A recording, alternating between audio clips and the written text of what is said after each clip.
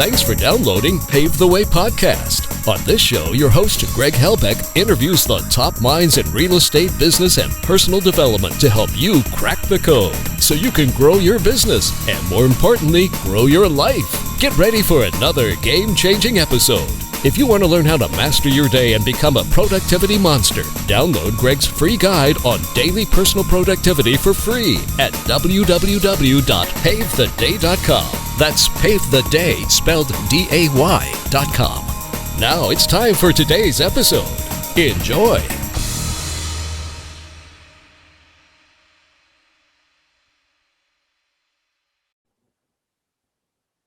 Max Keller, welcome to Pave the Way Podcast. I'm happy to have you on. Yeah, glad to be here. Let's go. Absolutely, man. So for the listeners who are not familiar with you, before we get into your business, and I know we have a couple great things we're going to talk about that we discussed offline, can you give me and the listeners a little bit about your background and what you did before you kind of got into the game, as they say? Yeah, I was a math teacher. So I taught algebra at a Title I school. I love my job. There are a lot of people who get into real estate. It's because they hate their job. Mine was the opposite. I love my job. It was super fulfilling. I was coaching. I was teaching algebra. I loved the people that I was working with. The only downside was teaching don't really pay that much, and I wanted to make more income. So, you know, I had a kind of unusual path. Like I said, I didn't want to go full time when I started. I was just going to keep teaching and just get a couple of rentals a year. That was my mindset. You know, that way, you know, because you work for somebody else, your pay's kind of locked in. My salary was on a website. So, you know, I knew how much I was going to make 20 years from now. So I needed to do more. I've got a big family and they were, you know, growing up. And so I just want to get a couple of rentals. And then when I started learning how to do real estate, I found that not only could I dramatically, you know, increase my long-term cash flow, but I could also increase my active income. So I went full time and I've been doing it 5 years and it's been amazing. It's changed my life. You know, I've done about 130 deals at the point of this recording, and I'm still doing deals. And then I do some marketing stuff too. I found kind of a unique way to, you know, market for motivated sellers. I'd love to come on your show and say, oh, I had it all planned out. I knew all this was going to happen, but you know, I didn't. Sometimes the biggest challenges that you're facing, you know, you come out the other side and it's a huge opportunity. And that's exactly what happened to me. And that's what we can dive into today. So your listeners can kind of replicate it and implement it in their markets. I love that. And I could talk about marketing for 12 hours straight. So I love the fact that that's kind of what your niche was and what your niche is now. Yeah. So I'd love to kind of get right into that, man. Cause I think, you know, a lot of investors, and this is a big, you know, before we continue, I mean, I see a lot of people struggle, and it's because they don't study and understand the principles of marketing. They want to just own a business that runs on its own, apparently, but they don't know a thing about direct marketing. Right. And I'm like, man, you're barking up the wrong tree. You got to know your freaking numbers. You got to know how to do direct marketing, and you got to become amazing at it, or else you're going to be struggling consistently. I agree. Yeah. So what happened for me is I go full time in my job. You know, I go full time and leave my job teaching. I'm going real estate. And in 2017, you know, although I was on track to close probably about 30 deals that year, and I was doing all fix and flip at the time, you know, I just felt like I was only as good as my next deal. And you know, if I didn't have, you know, a lot of leads, I wouldn't have any deals, I wouldn't have a business. And literally, you know, the problem was, I mean, every single motivated seller that I was reaching out to was getting the same message from everybody else. Usually those folks had way bigger budgets. And so I wanted to stand out. I didn't want to just be the, you know, another investor in the stack of mail. I literally felt like I was going to people's houses and they were getting the same pitch from everybody. And, you know, Greg, it was an absolute grind. And so what I did I was like, okay, it's a numbers game. So I just got to do it. So when the marketing return on ad spend started going down and it wasn't as good, I just started doing more of it. And I was like, okay, hold on. I need a total reset. And what I did is I looked back at my previous deals. I was probably up to like deal 40 or 50 at that point. And I was like, what are the things that like I want for like a good deal? And there was really 3 criteria. One is I wanted to make a good profit on a deal. I didn't want to work skinny deals because they take about the same amount of time as larger profit deals. True.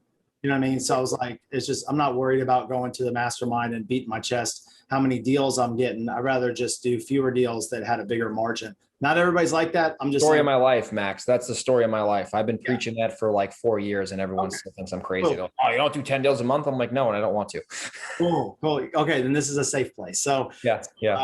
I wanted to work with people who didn't resist my offer. I felt like my offer was shopped around, and I didn't like that. And I wanted to have fun. I didn't want to work with a motivated seller that was like yelling and screaming at me.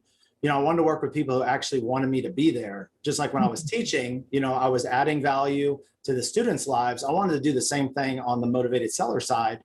And kind of two things happened. So one is that most of my deals didn't meet all three of the criteria, but the ones that did, they were all like, it was really easy to see the pattern. You don't have to be a math teacher. And they were seniors.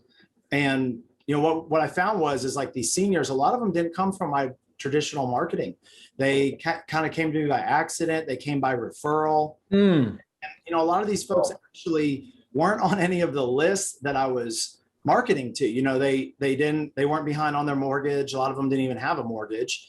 I also noticed, like, when I was buying seniors homes that, these were people I just felt really comfortable around, but their houses were fine. They just, hadn't been updated in a long time. Yes, my favorite properties. Yeah. So for me, I also noticed that, and this is Dallas-Fort Worth, it's a competitive market like a lot of them. Oh yeah. And I noticed that a lot of times I would make an offer and my offer wasn't the highest, but they chose me anyways, which, some of the other sellers, that wasn't necessarily the case. And so here's what I did. It's not very scientific, but anybody listening can try this. Because really our best data is from the people we've already done business with. And so I just called up a seller that I had bought their house from like about 6 months previous. And I was like, hey, you remember me? They're like, yeah. Like, I think you said at the time that you got an offer from another investor for like 10 grand more. Just curious, like, why did you pick me? And, they said the number one reason is because they trusted me. They didn't feel pressured. I wasn't dogging on their house all the time. And I gave them options that didn't even point to me. And so they just felt like I was really being like, that objective, credible, person with them. And so I was like, okay, this kind of makes sense. Being a teacher, that's my style. And then, my grandma took care of me growing up. And then when I got to be about 15, I started taking care of her until she passed away. So I took care of her for like 15 years. So I've always been around seniors. Like, if you look at my pictures growing up, like at my birthday parties, it was like my grandma's friends were there and my friends too. But that was just sort of like my normal life. So, when I go over to these seniors' houses, my grandma had already passed away by this point, but I felt like I was like with, like making an offer to her, and I was kind of her, like a person that kept her from all the predatory people. But a lot of seniors don't have anybody like that. And so here's what I did. I started to notice these patterns. Like, the seniors, they hadn't sold their house in a long time. And so they really were like starting from a blank slate when it came to, like knowing about what to do with their house. And I would say the seniors, they are slow to trust, but when they do, they're very loyal. They're not going to price you, they're not going to leave for $100. You know what I'm saying? So true. So I'll just tell you what I did. This is like the big discovery is I'm going to these seniors' houses. I'm in the living rooms answering the questions. I got one other person in my office helping me buy homes. And it was I was learning about what they were interested in. I was seeing a lot of them didn't have an attorney, they don't have a CPA. Because really the people I'm buying from, they own their home, but not a lot of other stuff. And so they need a lot of help. Sometimes their kids are helping them. Sometimes the kids are moochers. And so I was like sort of navigating that process with them. And one of the sellers I bought the house from, it was actually the son. He said, hey, you've helped our family out a ton. I actually helped the dad move into an assisted living facility and just gave like a referral. And they said, you should write a book about this. And, I'm dyslexic. And until I got into real estate, I actually read 7 books like my entire life because I didn't know I had dyslexia, and it's really hard to read when you do. But I don't make excuses. I found out about it. I got some help. I got with the specialist, and now I read a lot. And now apparently I write books. So I thought about it and I was like, no, like, I'm a house buyer. I'm not a book writer. Not an author. Yeah. I was like, I don't know anything about this. So, but then I thought about it. I was like, I'd already kind of started to be established in the area as like the guy who knew a lot about senior housing. And I was like, with a book, I could be the person who wrote the book on senior housing. So what I did, if anybody's trying to figure out like how to do better content marketing or a blog, obviously book is kind of the ultimate. What I did was I just wrote down all the questions that these seniors were asking me. on their floral printed couches for 4 hours. And I wrote down all the questions that people should be asking. And it was kind of just like a how-to guide. I shared with people like all their options. And like I said, I at the time, I wasn't even a licensed agent. I am now. But at the time, very few of those options pointed to me. And I wrote the book. It took a couple 100 hours. It was a bear. And then I started, I printed it and I just started giving them away. I didn't know how to do all of this stuff. I didn't know what would happen next, but basically I just started giving them out to all my prospects. I started giving them out to people who are calling from our mail. I started adding a picture of the book to all the mail that we sent out. And people are just like, that's just something they don't see every day. And no, it's very unique, which is what I like about that so far. Yeah. So that's, another thing that was happening, which like I said, I wish I could say I planned all this, but I didn't know any of this was going to happen. I would call people up or people would call in and I'd say, hey, have you gotten a copy of my book yet? And they're like, your book? No, it's just like changes the whole dynamic. And so what I would do is I'd just ship it over with a courier. I say, hey, I'm going to send you a copy of my book. Chapter 3 is all the ways to sell your house, pros and cons of each. I don't want you to make a big mistake because this is obviously a big transaction. So if I send you an autographed copy of my book, will you read chapter 3 before I come over? And they're like, they don't know what to say. And what was cool about it, Greg, was it put the brakes on the deal because a lot of times before the book, I was in a race to get out there. I knew how to answer my phone. I had call rail. It, ran over to my other guy. Then we had a call center in Atlanta. So I knew the importance of answering live. I just sort of reverse engineered a different solution, which is these people were calling everybody that sent them a postcard and basically just having these open houses, and it becomes just a price war that I can't win. And so when I send them the book, it puts the brakes on all that. I go out there 2 days later, they read chapter 3, but they read the other chapters too. And so when I go into the house, they've called the other people and told them that they don't need them anymore because they already have the person who wrote the book on the subject. Why are they just going to they don't need to have an open house? Because a lot of the times the reason people call a million folks, it's not just because they're trying to get the highest price. It's because they don't do this very often. They don't know who to trust and they're trying to figure it out. And so being an author made it really, really easy for a how-to book that motivated sellers care about, made it really, really easy for them to say, okay, Max is somebody that I didn't know yesterday. I know him today. I trust him and I want to work with him. And it just, it's funny. Like now we have people calling and seeing if they qualify for our program, and we're in one of the most competitive markets, of all time. So I didn't know that was going to happen. It turned into a whole nother thing that if we have time, we'll dive into. I let my friends in my mastermind start using the book because they were like, hey, they saw what I was doing. Investors are smart. I mean, they're good copiers. They're good copiers. Yeah. But they don't want to write a book. And no. So my friend Dewey, he's on my EXP team and he just got Icon. So I'm real proud of him. So he said, hey, I'm buying houses in Lakeland, Florida.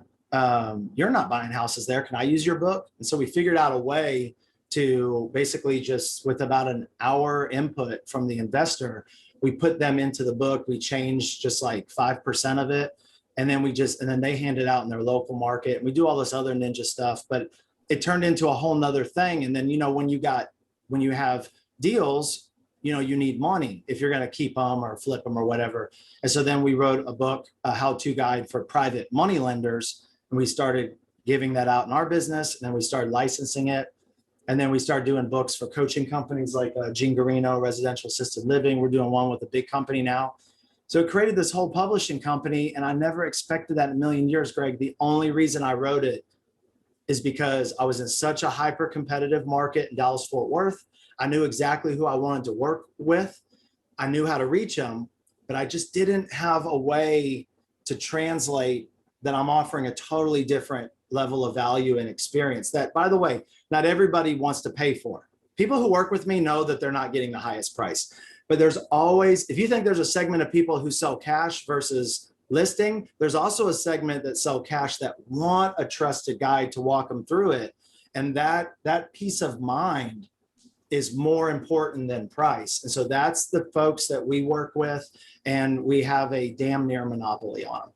That's amazing, man. And the biggest takeaway that I got from you explaining that, which you did a tremendous job doing, is that at the end of the day, I learned this from Dan Kennedy. You got to shift the way that you market so you become a welcome guest, not an annoying pest. And our business, and I'm saying our business as in the real estate, I'm going to buy your house business, no matter what you're doing, Right. Text messaging, cold calling, RVMs. And listen, they work. I've made a fortune from those, but you mentioned something earlier. The resistance is where the business feels like a hamster wheel and every transaction seems like you're squeezing water out of a stone. So just the fact that you were able to make your business become magnetic versus you got to take my offer, highest and best, close in 10 days. You were there and you're an advisor. You're not a house buyer. You're a problem solver. You're an advisor. You're a consultant who happens to buy houses sometimes. And I'm sure you're obviously winning deals over the other guys, but the sellers, like you said, don't give a damn. They love you, want you, from a business perspective, and they know that they are telling you the value that they see in your offer versus you telling them the value they should get by your offer. Does that make sense? 100%. The transactional, you can buy deals transactional or relational. One isn't better or other, but I think everybody has a certain style. And the transactional is just how it sounds. It's a numbers game. It's a little bit bigger, volume. You're sending out a lot more stuff to get somebody back, but you can still get a great ROI. There's nothing wrong with it. It's just like for me, it's like I didn't change. Like I've always liked to help people. I've always been like this. I just couldn't figure out a way to get it into my marketing. People looked at me. I used to call churches to try to do these like educational workshops because I was already doing them with like Dave Ramsey Financial Peace University. I went through that when I was a teacher because I didn't really know about money that well.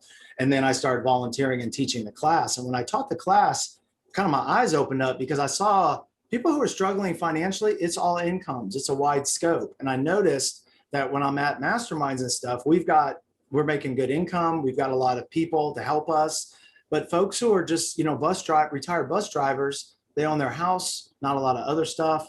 And they don't have all these people that they can help, get help with. And if they went to like a Financial Peace University, it doesn't really talk about housing stuff. So I basically tried to create like a Financial Peace University, but for the housing game. And when I go call these churches up, they say, well, what do you do? And I'm like, well, I do house buying and stuff. And they're thinking bandit signs. They're like, no, we don't want that guy. Because like you said, the reputation isn't as good. But when I start sending the same church a copy of my book and I say I'm a local author and I want to do an educational workshop, for your audience, they're like, come on in. They print out thousands of flyers. They do all the marketing. It's like, and I didn't change. And, when I was doing the direct mail the way it is, it works. I was getting 2% return, response rate, and then 1%, then 0.5%, but yeah, but it's like, it's just what you said. When I go to the house, they like me, but you got to get to the house if you're doing it, relational. And I was like, okay, what can I do to just reverse engineer all of the challenges that I'm facing? And, I just found you don't have to work with everybody. You can stay in your lane. And I haven't told that many people about this. It's just happening. We're about to launch it, but we're actually creating a national certification called Certified Housing Educator Program. Because what's actually happening, Greg, and a lot of people aren't talking about it, but I know you are, and people who watch your show are very sophisticated. But in 2 minutes, let me tell you the real story. The real story is not everybody's talking about foreclosures. Everybody's talking about days on market. Guys, that's not the real story. The real story is that we're going through a massive, massive real estate disruption. Okay. Wall Street is going all in. iBuyers are going all in. They're not fading away like they did in the last downturn because they've got plenty of cash and they can cash flow properties if there is a dip and we're on the way down. Wall Street companies, Zillow is making $1,700 per flip, and their goal is to buy 5,000 houses a month. Your biggest risk factor in the future doing this business, I'm 100% sure. We did a lot of research on this. We just did a keynote about it. And after looking at the data, it was startling because these companies every day, like today, 5,000 years of recorded history. Greg, today's a special day. Today is the easiest day there's ever been in history for somebody with a phone to find about 40 people that can pay more than you. And so unless you're going to make 1,700 a flip like Zillow, you got to come up with a new strategy. This has already happened. It happened in financial services 20 years ago. Financial services, if you watch the movie Wall Street, Charlie Sheen, okay, it used to be about stockbrokers. That was transactional deals. And then the online world came in around the time I went to college at UT Austin, and stockbrokers were getting pushed out by the online portals. Now people don't process as many trades. It's technology. But the people who are still in the financial services game pivoted from a transactional stockbroker to a financial advisor. What we've figured out, and this is what's the most important thing for your audience, what we've figured out is how to do the exact same thing in the home buying business, how to position and change the positioning from the transactional dime a dozen house buyer to the trusted advisor. And we use different mechanisms to do that because that's how we see things going. We see Wall Street getting more aggressive on single family rentals and buying properties and expanding. And so we're protecting our community and our business by reaching out to that percent of a percent that want somebody to guide them along, but they don't have anybody. Does that make sense? That makes a tremendous amount of sense. And you're definitely ahead of the curve in that direction. Because I've seen, I've been doing this similar like you about 5 years now. And the market just keeps getting tighter. I mean, I think, we get better as entrepreneurs, but at the end of the day, the market's getting more competitive. And it's way harder now to do a deal than it was back when I got started in 15 by a long shot. It's easier to sell the deals, but it's harder to buy the deals. So you have to get better. You have to get better. You have to get better at marketing. You have to get better at selling. You got to get better at knowing your numbers. And I think what you're providing the market is absolutely invaluable. So can you just share a little bit about what does that look like? Let's pretend they're like, oh, this is the best thing since sliced bread. How do they get involved? Like what is it? What is the program look like if they want to say, you know what, I'm tired of being the guy highest and best at the auction. I want to be a magnetic. I want to attract prospects, and I don't want to be this guy, calling the seller 10 times a day, trying to, sound like a used car salesman. Exactly. Okay. Yeah. Great question. And I want to just mention, I'm a big Dan Kennedy fan too. And actually where I got the idea for this business, when I got the award and got to get it presented by Robert Kiyosaki, all these amazing things that have happened, it all came from a Dan Kennedy book. It's called Book the Business. Most people haven't read it. And in that book, he says, most people think the way to make money with a book is to sell it. And the only people who make money selling a book are already well-known and famous. The number one way to make money with a book is to get more customers. And we're in a high margin industry. So when I read his book, that's where I figured it out. People who come to us, it's an application process. It's very simple. They just have to decide. They go to our website. I'll give you the address at the end, and they have to decide if they want more deals or if they want to attract more dollars. We have a licensed book for each one. They kind of watch and see what it is. And then we have an application link.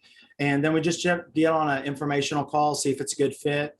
If it is for both of us, then we get you onboarded. And basically within 30 days and about an hour or two of work, you can be in a book and be handing it out. We give you some copies of the book. You get to order them wholesale.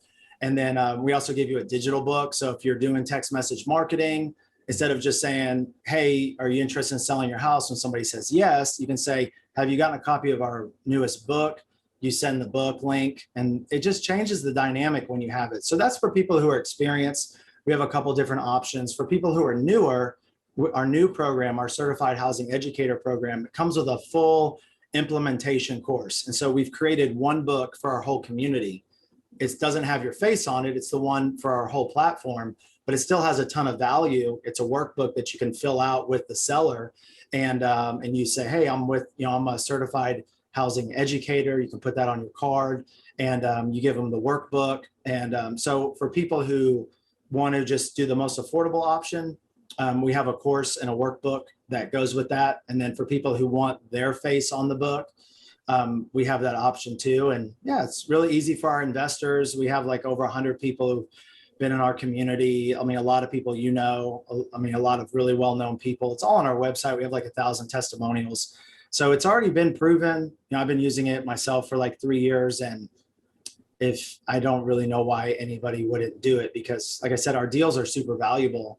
And there's sort of like this infatuation with leads, and leads is important. But what about like converting those leads? And we found that when you send a copy of your book over to somebody, everybody converts higher, and that 100%. That's valuable. So I don't know. That's totally.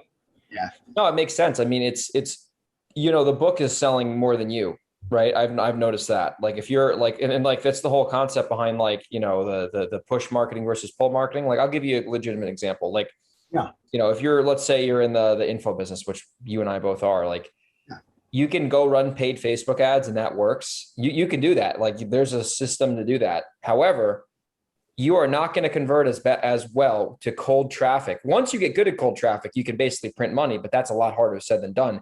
But if you go on podcasts, if you have YouTube videos, if you have a book, if you're doing guest interviews, you're building that relationship with the audience. So if and when they're ready to do business with you, they already know, like, and trust you. And it's a lot easier to solve a problem when they already know who you are and what you're about, versus some random guy on Facebook saying like, download my free guide, and you've never known him from Adam. And then, so it's a whole different approach.